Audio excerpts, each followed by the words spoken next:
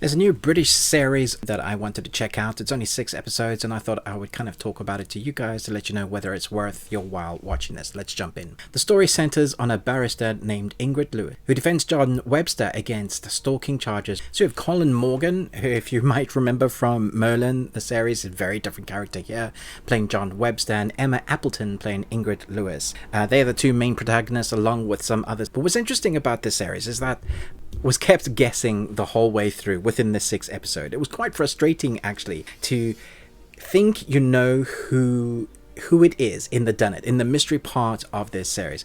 I've watched so many series and movies, and normally at the beginning, if they're not that good at kind of subjecting your gaze to a certain character and going, oh, do you think it's her?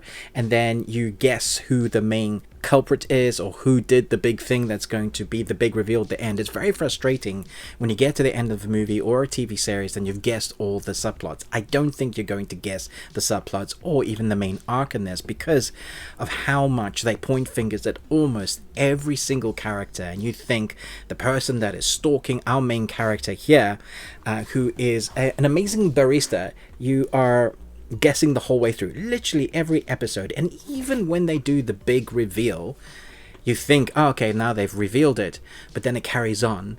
And I would say, well, that was the massive surprise, a big plus in this series.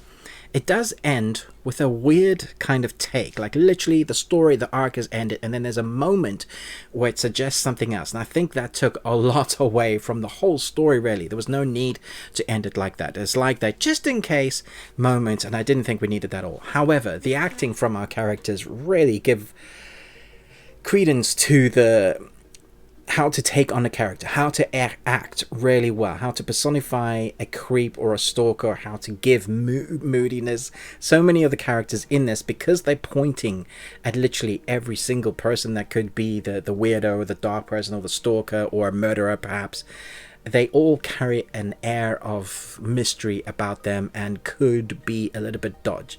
There's a lot of forlorn looks, there's a lot of looking to the side, or slow movements, or when there's anything romanticized, they take a long time doing that scene with the kind of showcasing how beautiful it can be, but also mysterious. There's so much along the way within this series that I think you could probably have gotten rid of one episode. So we could have had a nice contained 5-episode series.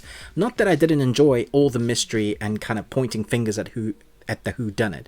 Now, because it's centered in London, there's going to be, if you're in the UK, there's a lot of UK landmarks that you will recognize in London and various other places. Has that mysterious that helps to add to the mystery with that kind of grey overtone. Sometimes there's a bit of light.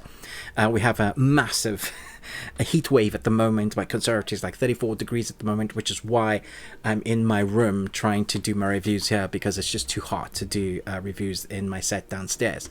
This is typical UK British dialogue that's done in a way that is less than more. So you are trying to guess what they're saying with the subcontext. So there's a lot of looks that you're going to be guessing at what is the emotional intent with those characters, defining their characters in ways without saying too much. There's a lot of other way around. There's a lot of show don't tell in this, which I like, because even though there's some dialogue, there's a lot of showing emotions through moments, through characters stalking each other. There's these puzzle pieces that you are trying to put together. It doesn't make the audience feel like they're stupid, and there's no kind of spoon feeding. It's more like when they do the reveal, you go, of course it was that person, but then they step up and go, oh, actually it wasn't all to do with that. Here's another part of the puzzle. And you're trying to figure it out with our main protagonist, who is the stalker, who has to kind of go along the way and grow. There's this character growth. They all kind of need to grow a bit, but our main protagonist has a nice journey arc to her. So along the stalking routine, along her trying to figure out the whodunit of her and actually just survive, there is a growth to a few of the characters, but our main character for the most part. Cinematography looked great, acting is excellent, the score is definitely a character that adds to the moodiness of the series, and it's a one and done mostly, I think, so that's great. I'm going to give it a 4 Nicolas Cage out of 5. And you got one.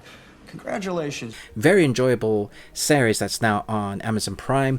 I would say stick this on if you like a good mystery that's going to keep you guessing. I guessed pretty much the whole way through, and yeah, makes you go around in circles, which is a lot of fun. Let me know if you enjoyed this, if you'd heard about this and you wanted to expect something like a nice special mystery that you haven't seen it all done before and you couldn't guess all those points.